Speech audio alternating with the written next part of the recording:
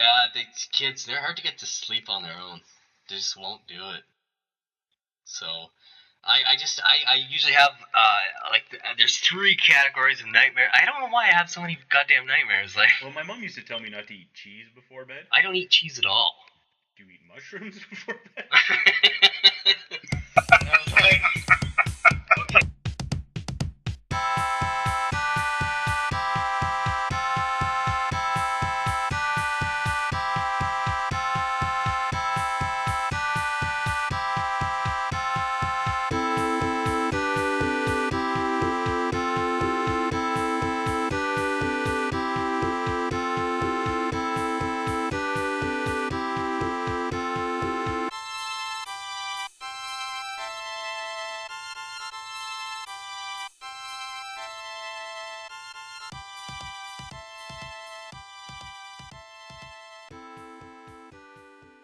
Comedy podcast. I'm Phil Ross, and I'm here with my friend Clint Gibbons. How are you, friend? I'm good, friend. How are you? I am wonderful. This is hilarious. We've been trying to record this for a while. I mean, literally just now for a while because we had to figure this stuff out. But we tried to do a podcast, what, 6 months ago? Just before Christmas time, yeah, we first started talking about it. So 6 months it took us to finally be able to get together and do a podcast about comedy in Northern Ontario. And tonight alone, it has been just hours of trying to get the audio to work. We're smart people. Yeah, so if the audio doesn't sound great, deal with it. That's all I can tell you right now because we can't fix it. So Blame Apple and GarageBand 2009. yeah, but while that we're here, if you don't know who we are, we should explain we're stand-up comedians from Northern Ontario, Canada. I feel I have to add Canada in case Europeans are listening for whatever reason they would. We could go Hasselhoff big in Germany, I think. Yeah, I don't know what to respond. Hasselhoff big? I don't even know if he's big anymore there, is he? He was, and that's all I know that he matters. was, but He's had his minutes. I'm sure he's always going to be big there. So Hasselhoff aside, why don't you tell them a little bit about yourself, since they might not even know who you are? Well, my name is Clint Gibbons. I am a stand-up comedian in Sudbury, and I also have a day job. And I feel weird about my day job today because I almost fired somebody today. Oh, I missed it. I saw you today. I am responsible for people, and I am in charge, and I almost fired a guy for goofing off. And then literally hours later, I'm in my basement with you. Goofing off. Goofing off. Oh, if he listens to this, like, he's gonna be like, "What the hell, Clint?" I honestly, I feel like I have an alter ego and a secret identity, and I am like the world's worst superhero because I don't do anything good with any of my powers. I just try to make people laugh. I feel that's a Canadian comedy thing. Is even if you're a huge Canadian comedy star, I mean, the majority have a day job too. And then you look at comedians in the States, and it just seems like they, uh, more often than not, don't have a day job. So I don't know if it's they're getting paid better than us, or they're just living really cheap in mom's house, or I mean, I got bills to pay myself, so Maybe they're funnier than we are. maybe they're funnier than us. They don't have their own podcast though, so This is true. We are the first two comedians in the history of the world that's right. to sit in a basement and record a The podcast. first two comedians in Northern Ontario. That's Absolutely. We've got the market. So, how long have you been doing comedy now? We're coming up on a year. A year. Hard to believe. It is. Time flies. Especially, sometimes we do stretches where we're not doing a lot of comedy in a month. And, so, I mean, it goes by a lot faster that way. But a year, wow. When is it going to be a year, basically? May. In May. May was my first show. We're March now, so we're coming up. Oh, May was my first too. But like 5 years ago.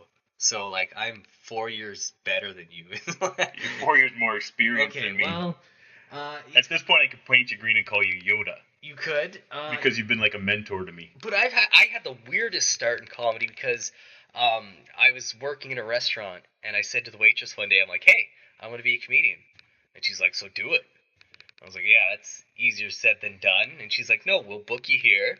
And so they did. They booked me, and in this little private room in the restaurant, and I did my own 45-minute show for my first show. Your first show was 45 minutes. My first show was just me, 45 minutes, and like a crowd, right?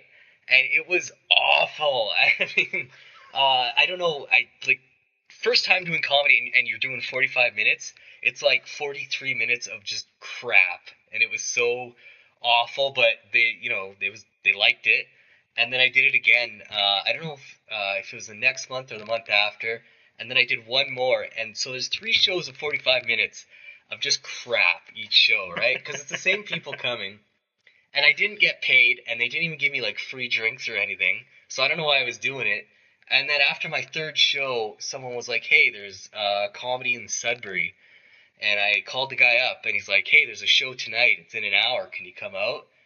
And I was stupid, and I said yes, and I went over, and that was it ever since, and it's been 5 years, and yeah. How has the comedy scene changed in the last 5 years since you've been doing it? It's changed that now. Wrong answer. The answer is you're here now and it's better. Oh yes, you're here now, and it is so much better. But other than that, how has it changed? Other than that, it's changed now that now I'm kind of in charge a little bit of how we kind of put shows together. And I only mention that because before we didn't make a penny off these shows. I mean, we did all these shows and would get nothing. No free food, free drinks, not even pay. And now we're able to kind of pay performers to come in, which is nice. It is nice. It is nice. Thank you. I like the guy who's getting paid. He's like, it is nice. But I kind of want to hear how you got into comedy, because to me it's like old news that long. Fair enough. I have my nights to myself because I have 2 young children who are exhausting, and I don't do a lot of work when it comes to the kids. I make my wife do it, so she's exhausted along with the kids. She tucks them in, and I usually pass out beside them. So I had a lot of time. I love listening to stand-up comedy, and eventually I started thinking, you know what? I was a funny dude as a class clown. I might give this a shot. And so I started doing a Google search on comedy in Sudbury, amateur comedy, and I found a application for the LOL Crown of Comedy Festival. Now, the deadline for submission was 14 minutes from the time I found it, so obviously it didn't happen that year, but it became a goal of mine. You should have applied at 14 minutes and just, hey, here I am, throw me in. They probably would have did it just like, oh my god, this guy waited till the last minute. Yeah, it could have been one way, but I chose the more cautious route, and it became a goal of mine for 2014, and I was able to make that goal happen, thanks to the Sudbury comedy scene and a lot of opportunities that they gave me.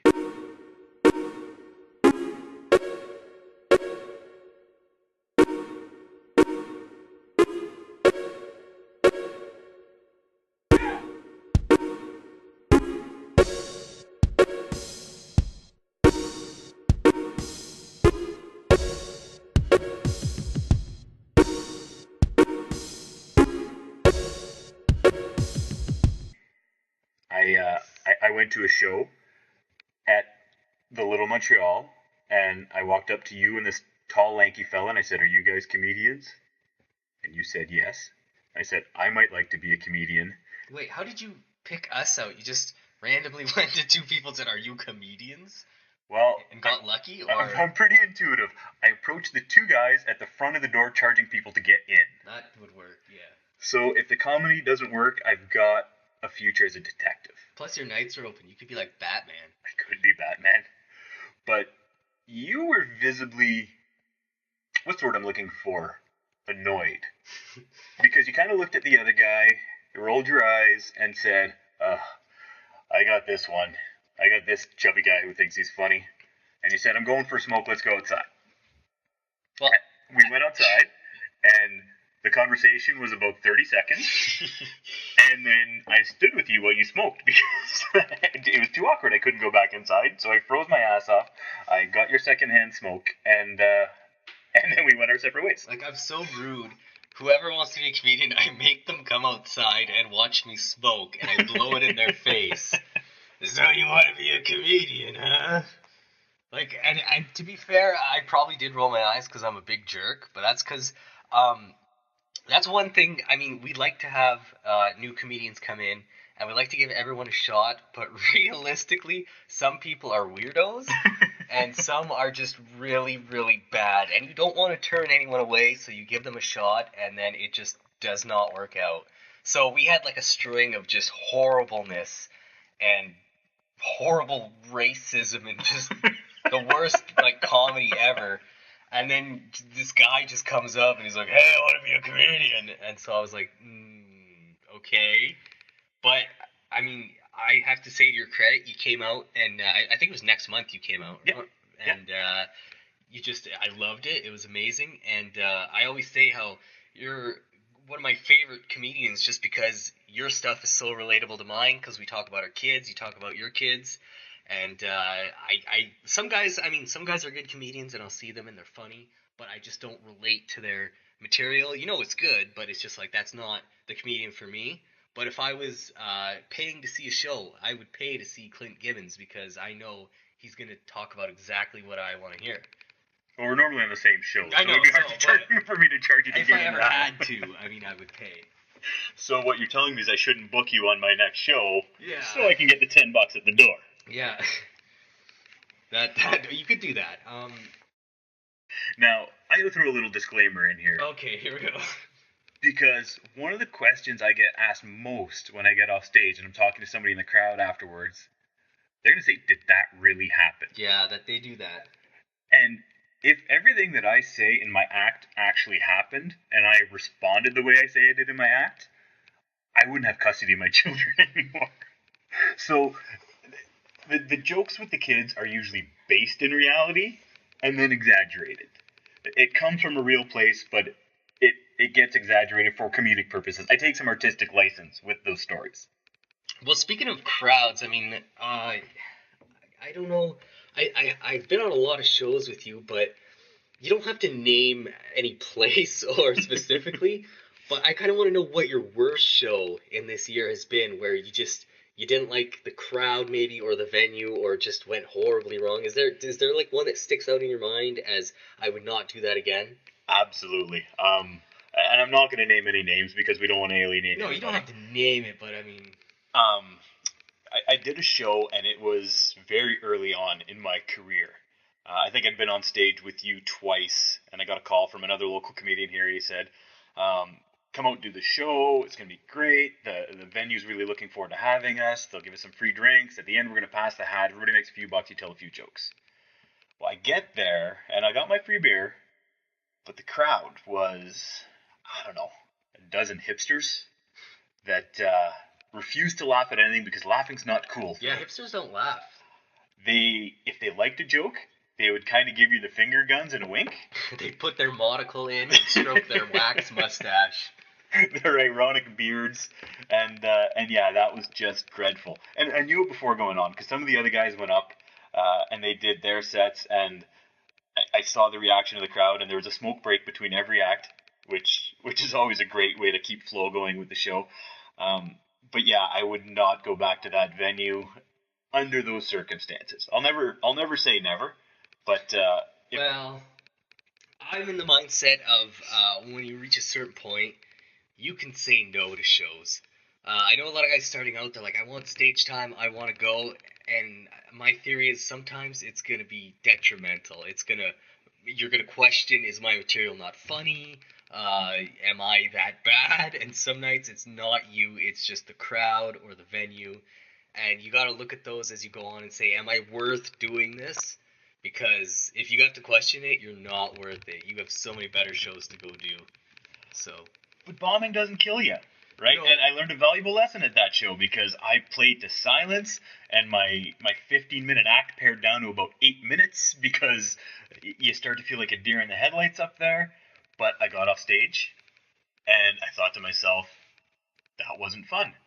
Well, it's a fine line because there's that theory. There's two sides of it. There's bombing is good for you because it's going to strengthen you on your next show. But there's also the side of you don't exactly want 50 people walking away going, I will never see Clint Gibbons again. Destroy your brand in a single night. Exactly. Now, I know I did a show with you. We were out of town in North Bay, and I don't even know if that was my worst show, but it was just one I was so mad at when we left. As I remember talking to you about it in the car on the ride home. and I thought you were phenomenal. The crowd didn't really react. And that should have been my first sign when I enjoy somebody and the crowd doesn't. And then I went up there and I was supposed to do, I think, 25 minutes. And I did maybe 10. And I said, that's it. We're cutting the show. I was supposed to be the headliner. I was the last one. And I was like, that was it.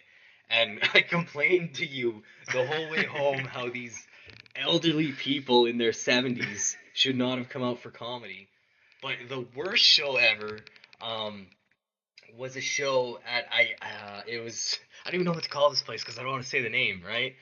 It's a place we don't normally go, and it was possibly put on by the same person you had your horrible experience with. Okay. Possibly not. I'm not gonna. But we went out to the show, and I wasn't supposed to be there, but they advertised I was there, so I was like, no, I gotta go. And then as soon as I said I'm going, they took my name off the advertisement. But that's beside the point. I'm supposed to headline this show again, and the crowd. There was another comedian there doing his first set ever, and he's a young kid. He's like 19, and he brought all his friends in, and they were wasted. This was a Thursday night, and they were drunk before I even got there. So, and at this bar, it's not set up for comedy, so they like built a little stage. And there's no speakers on the side of the bar where the crowd's sitting. It's only where the comedians are sitting, right? So you can't hear any comedy over there. And so by the time I get up, like 5, 6 other guys have gone up and not done a single joke. All they did was like, they just scream into the microphone and kind of hump the mic stand. And I got up there and I'm doing my comedy, and like 2 people out of like 60 are actually listening to my jokes. And the guy who was hosting it was on the bar and he was doing handstands and stuff. And I literally said, I put the mic down and I said to those, 3 people in the front, thank you so much for listening. You were great. Everyone else in here can go fuck themselves. And that is the only time I've said that to an audience in 5 years. And that is the worst show I've ever done. So We can assume most of them got crabs that night. it's just so weird. Like, I've never had to ever say that to a crowd, like, and just walk off, and they don't even notice. It was horrible. And then we'll get crowds. We'll do a show, like the show you put on. I see. We can name this place because They're a good place. they were I'd a like good to go place. back The there. Doghouse in Isilda. Clint put on an amazing show. He asked me to come out and host, and I mean, they just loved it. The place was packed, and they loved it. They hung on every word, and I will say too, that was your first time headlining, wasn't it? It was my first time headlining. And how long did you go? I did. I think I went 27 minutes. 27 minutes, your first headlining show, and they absolutely adored you. Everyone was coming up after and just like, thank you, Clint. You were amazing. You were great. Which has to feel good on your first headlining show. Absolutely, and it's easy to be named a headliner when you organize the show. Let's put that out there. Well, yeah, but I mean, I think it was still the right choice. I mean, because you could have put on the show and done horribly as the headliner. I could have. But, I mean, you just, basically, this was Clint's show. You went up there, you owned it, and so we get amazing crowds sometimes. I don't want people to tune in. They're like, oh, these guys suck. They're horrible shows.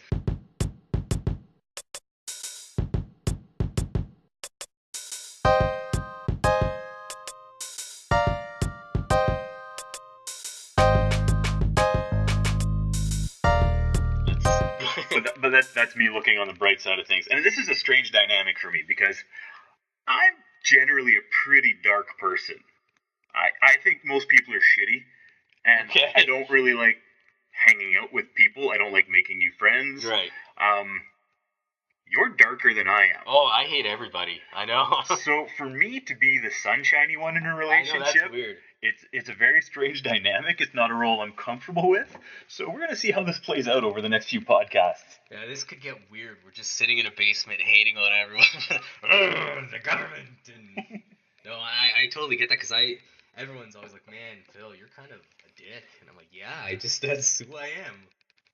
Not on stage, though. What's the dickiest thing you've ever done to somebody? Like, Man, if you could take one moment in your life back, and I'm not talking about something big, where you drove drunk and killed a family of 4. Okay, now you're implying I did that. Those records have been sealed.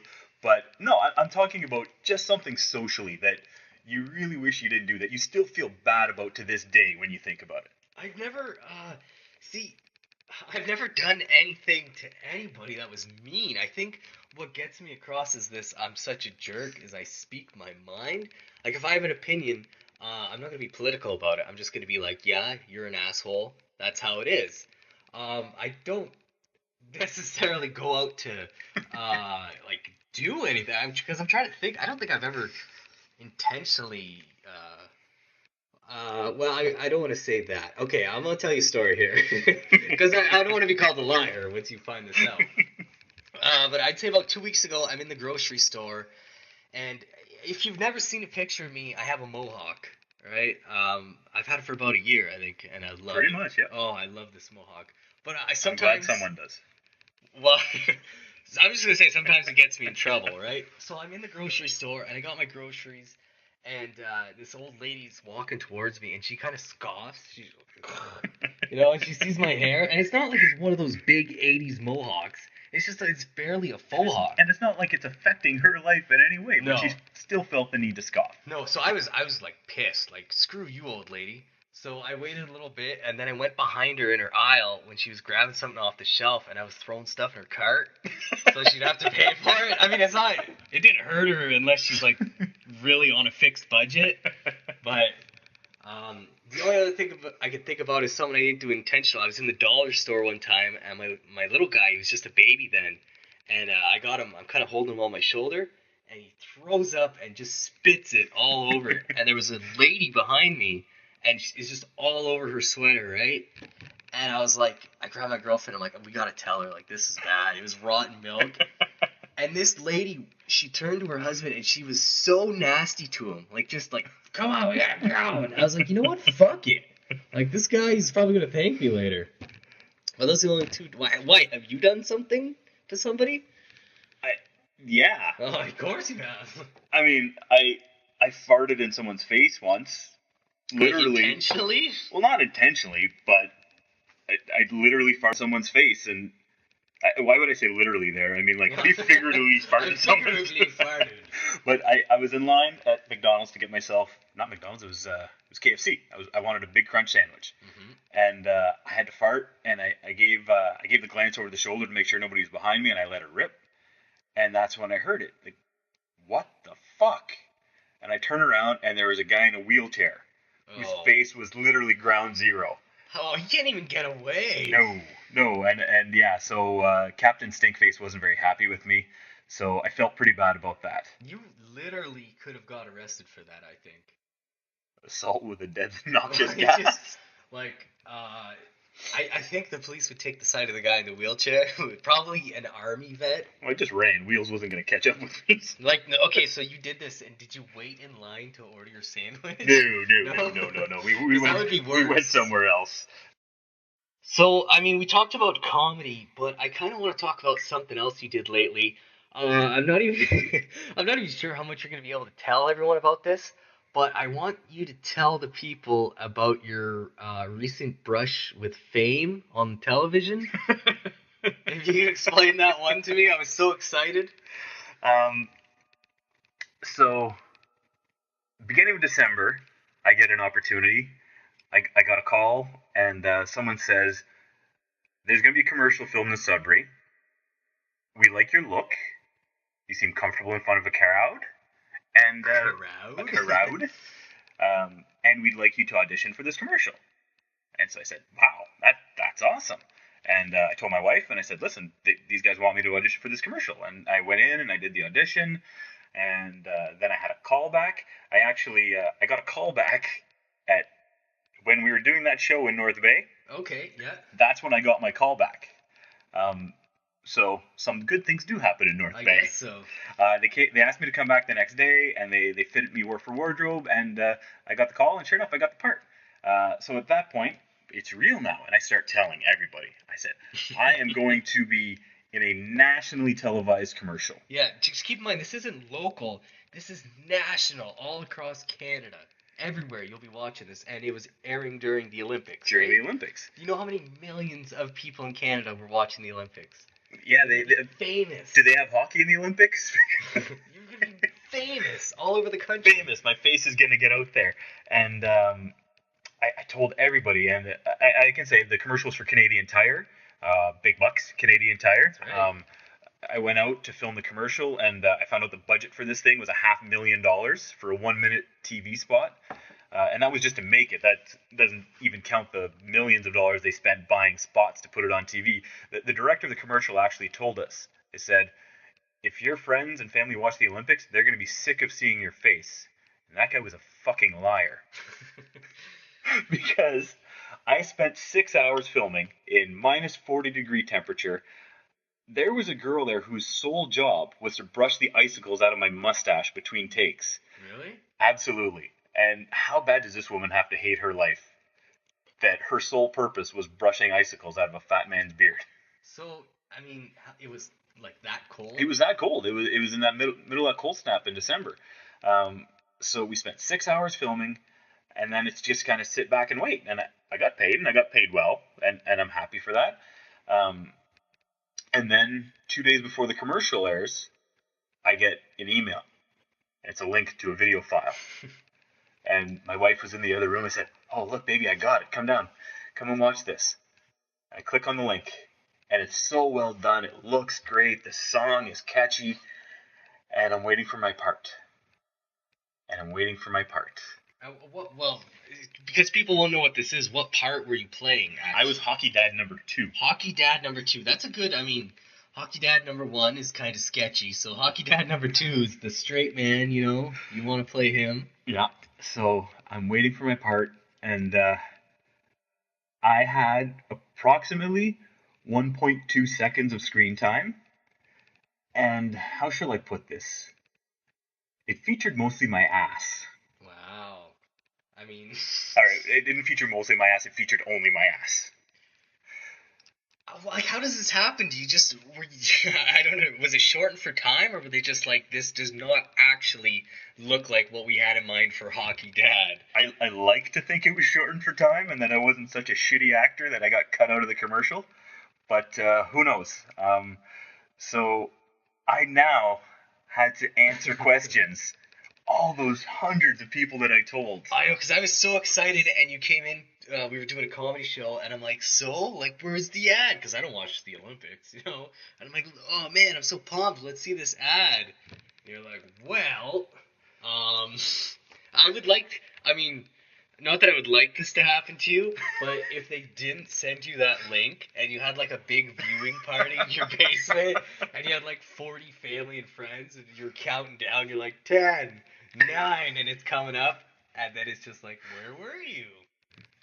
But at least you got paid. I did get paid, and that was good. The bad part is that I now had to answer questions like, what happened? And I said, well, I guess it got cut down for time, so really all you see is my ass. And what percentage of people do you think would follow with the line, well, at least they showed your good side? I think of it as when you like go audition for a movie role or whatever, and they have their little headshots and their resume, and it's always like janitor number 3 or whatever, right? Like you can literally go in now and put Canadian Tire Olympic ad, hockey ass number 2, and they're not gonna check. They're not gonna look at the video. Hockey ass? Yep, that's what they hired me for. And like you could be like a butt double for like Seth Rogen? I don't know how I picked him. But he does his own ass work. I guess. But yeah, I mean, you could still put that on your resume. I've updated my IMDb page. Yes, I noticed. I'm going to make some changes to it. I went outside last night. I think I talked to you last night when you got home. You just came back from Toronto, right? I did. Right, so you got home and you're like, I'm going to bed. And I go outside. You know what? This was like 2 in the morning, actually. I go outside for a smoke, right? Because I don't smoke inside. And there's cop cars at the apartment, like kind of across from me. And now there's been cop cars there every night for about a month. They'll just go and they'll park. And last night they had their lights on. And they're just sitting in their car, right? And I'm like, first off, why are they always there? There's something going on at that apartment. But why are they not getting in? You know what I mean? Like, I like to just picture they cannot get in. And they're just like, hey, stop it. We'll just turn the lights on. And they're there every night. And I don't know where you live is a nice place. I'm gonna say like a nice area. I like my house. So you probably don't see a lot of police cars, but nobody is concerned where I live. Like nobody says anything. Like you even ask them, like, "Yo, did you see the?" Yeah, the cops. They're always there, and they're so cool with it. They don't like. It just bothers me. I go out in the middle of the night, and they're there. Now, I know how I would handle that. Like, if I don't know the answer to something, I create the most convoluted answer and backstory in my mind. So I'm gonna ask it. I'm gonna put you on the spot because I'm sure you've thought about it. What is your theory on why those cops are there? My theory? Well, I had a theory about a month ago, the first night they were there. But I mean, 30 days of going there. I mean, it's just what do you tell the police chief? Like, hey, did you catch that drug dealer yet? No, he won't let us in. I don't. What do you want me to do? We're waiting for him. He won't come out.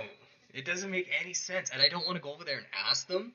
You know what I mean? Because then, like, they're like, yeah, we're looking for the Garson rapist, and you happen to walk by, you fit the profile. I don't understand it.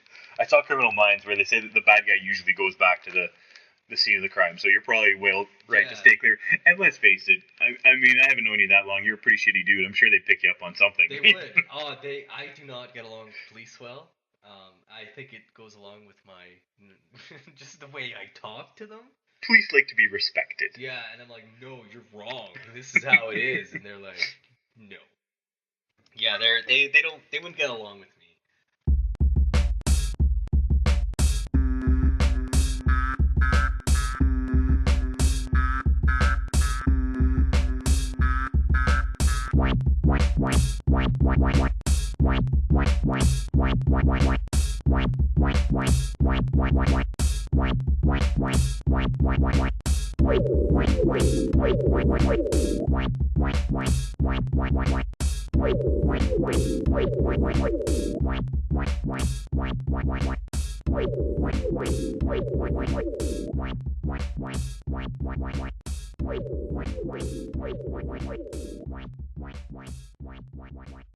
Yeah, I did want to.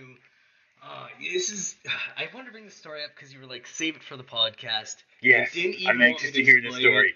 I've been waiting all week to hear this story. I'm gonna set the stage. I messaged Clint the other day, and I'm like, I just had the worst nightmare. And I don't know why I messaged you after my nightmare, but it's just the phone was there, and I think you asked me a question. I was like, man, perfect timing. I had the worst nightmare, and it was about Rick Dees. So if you live in North America, you should know who Rick Dees is. He's a radio jockey, and he hosts the was it Top 40? Yes. Yeah, it's like Rick Dees and the weekly Top 40. You have a lovely singing voice. That was very good, right? This comedy thing doesn't work out. So what happened? I don't know. I'm gonna ask you this first because I do this weird thing. Like, if you're having a nightmare, how do you get up? Do you have a way to wake up? Like a man. Like a man, where you just ride it out? I don't know. It's been a long time since I've had a nightmare. I'll have weird dreams, but I don't have scary dreams. So if you're having a bad dream, you just wake up and it's morning and you're getting up, or you wake up after the bad dream? I have to pee. Usually, most of my dreams are about peeing. Okay, because you don't go to bed till 4 in the morning anyways. Exactly. Oh, well, it's because I've learned this thing. I found a way when I'm having a nightmare to wake up. And it's going to sound weird, but you got to follow. No, I saw Inception. I'm sure I know where you're going with this. It's just an Inception. I'm not hooked up to a machine. But it took me about a year ago. I figured out, when I'm in a nightmare, I can kind of wake up, but I'm only half awake, right? I can see my room, but I can't move or anything. And that makes it worse because I can still hear the dream, but I'm it's like being paralyzed, basically. So then when I get to that point, I just scream until I wake up, right? But there's no actual sound coming out of me because I'm still half asleep. In my dream, I'm screaming. You just made me snort. But in reality, it's probably So imagine, you were at a hotel, we're out of town on a show or something, and you hear something in my room, and you come in the hotel room, and I'm laying there, and my eyes are open, and I'm screaming silently. That would be horrifying. That might give me nightmares. That would be the worst thing you'd ever see. Well, what happened was I was having a dream, And in this dream, there's a comedy show, right? And I gotta go pick up a bunch of people to go for some reason, and I got this van. So I go to this house I've never been anywhere before, and my girlfriend's there and a bunch of her friends I've never met. And I'm like, we gotta go, the comedy show's starting. And none of them can walk. I don't know what was wrong with them. They just Are they in wheelchairs? Are they drunk? No, they just we're not walking, and they're. Fair enough. So I was carrying them to the car, and this wasn't the nightmare part. And for whatever reason, I'm like, I'm out, and I did the half awake thing. So I'm laying in my bed, and I can see up, and I can see the room, and I can see the little digital clocks, and I can hear laughing coming from my basement. It's my girlfriend, right? But she's not actually laughing. This is my dream going on. And then I hear Rick Dees on the radio, and he's like talking about how he's hungry, and I gotta bring him food, and he won't shut up. So I start doing like I'm scared. For some reason, Rick Dees is scaring me, and so I start the screaming thing, right? But the louder I scream in my dream, the louder Rick Dees starts talking on the radio, and it was so horrible. I don't know why it was so scary. And I finally woke up, and I was terrified. I messaged you. And you were like, yeah, don't tell me. Tell me in the podcast. But, like, do you have... They say some people have, like, recurring nightmares. Do you have one that you usually have when you have them that you can remember, or... When I was a kid, a child, dream scared me. And I remember there was one where we were in the family car, and every time we pulled up to a stop sign, there was a skeleton floating above us.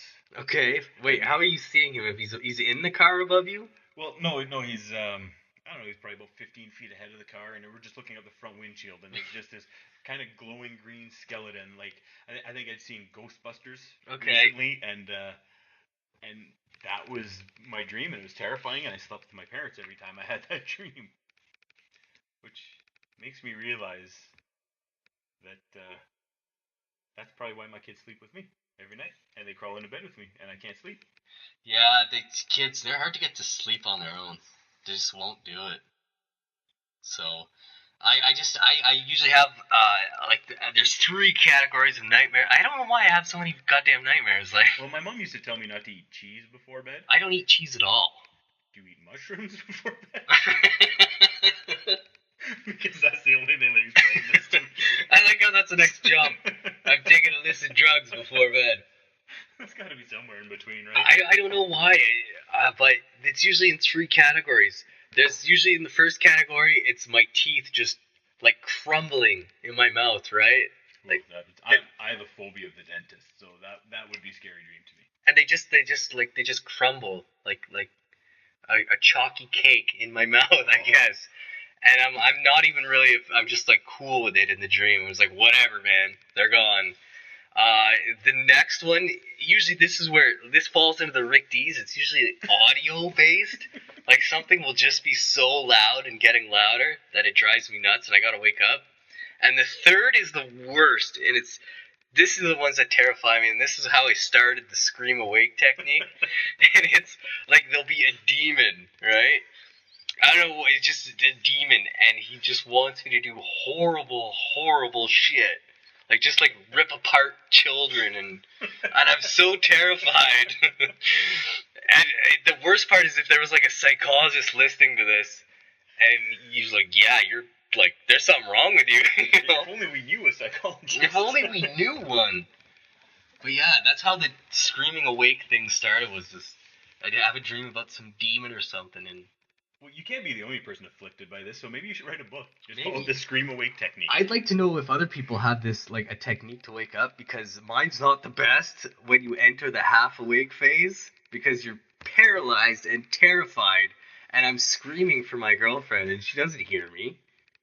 So if we were better prepared, we would have an email address that you could send your response into, yes. And you could connect with Phil on his weird sleeping disorder.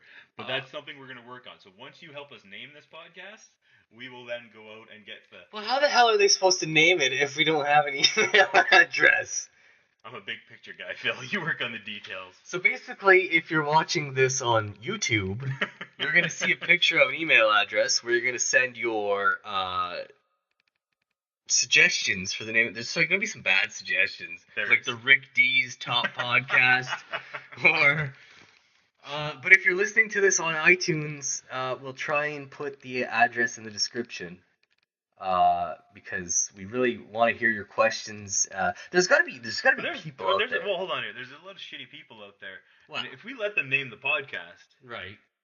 well, they're gonna go out and buy the domain, Right. and then sell us back the domain. Well, I mean, we can just like steal two ideas and put them together, and they won't know this other person. Or we could spell it wrong. It could be like the hamburger chutney podcast, or I don't know what they're gonna. Regardless, I do enjoy both hamburgers and a good chutney. I don't know what chutney is, so. Chutney is like a jelly, kind of a sweet jelly that you would put on. Why don't they just call it jam and not chutney? Because they're Indian. Oh, so you wouldn't like eat it on your toast? No, you would eat it on like your naan bread and your crunchy curry kind of. They're delicious. I also don't know what curry is, so. You don't know what curry is? No, I don't. We don't have Indian food. Well, do we have? We have tons of Indian foods in Sudbury. Do we really? Absolutely, and Indian food is delicious. I know a lot of people have strong opinions on the smell of Indian food, and I never ever want Indian food. All right, but my wife loves it, and she'll always suggest, "Hey, let's have Indian tonight." And every time I'm like, "Oh, okay." I'm disappointed, but every time we leave, I'm like, "What a great idea that was! We should do this more often." And then 2 weeks later, it's like, "Where should we go? Let's have Indian." I'm like, "I don't want to have Indian," but she's the wife, so she makes the decisions. But like, do the kids eat it? No. No. My kids eat. They like the chicken fingers. Mm-hmm. They like the chicken burgers. They like the pizza. Isn't that what you had for supper tonight? Chicken burgers. Chicken burgers. Chicken burger Clint. Wife's gone. It's chicken burgers 7 days a week. Chicken burger podcast. Maybe. Well, this was good. I think we covered a lot of pointless topics. We gave a shout out to Rick Dees. We did, because he needs our shout out. Yes. That kid's got gumption and he might make it. I can't wait till the next top 40 and he's like, "Hey, I got a story out of Canada." That could be it, or it could be a cease and desist. Never use my name again. I mean, to be honest, it's not like, although he probably is quite wealthy and popular, he's on every radio station. If you're in Europe, just Google Rick Dees and you'll see he's terrifying when his picture pops up. Do you even know what he looks like? I don't know. I think I may have seen a picture and he's just a wonderful old man, and I don't know why I was so scared of him, but whatever. Well, we covered a lot of topics. We bashed some police for some reason. We did a lot of comedy talk. Is there anything you want to add in before we end this? I think we did well. I always think we do well. I think you're a funny guy, so I always enjoy talking to you. Thank you. So if nothing else, this podcast is going to be an excuse for us to get together and have a chat about things that we find interesting. Yes. We hope some of you find it interesting. We hope you laugh, and we hope you share it with your friends, and we hope you come back so we can do this again. I hope you do listen to it, if you're at this point right now and you're still listening, like, I love you. You've been 54 minutes in or so, and we didn't even, probably like people like, man, we really want to know about like comedy life and that, and we're just talking about shit, We're not even covering it. But that's why we're going to do other podcasts, and that flashy email you see on screen. Any questions, anything, it doesn't even have to be about comedy. If you have no idea what Canada's like, or Ontario, or if you just want to send some hate mail, I'll take hate mail. I don't... Basically, if you want bad advice, ask us a question. Yeah. We're horrible people. But I want to thank you, Clint Gibbons. You're welcome, Phil Rawson. Yes, that's me, and I'm Phil Rawson, and this has been the tentatively named podcast, and it's up to you guys to name it. And you know what? If you don't, I'm going to wait like a month, and if you don't name it, I'm just going to name it something horrible. And it's probably going to be Rick D's awesome podcast, and we're going to get sued. So please email us, download us, whatever you do, and thank you so much for listening. Thank you. Bye!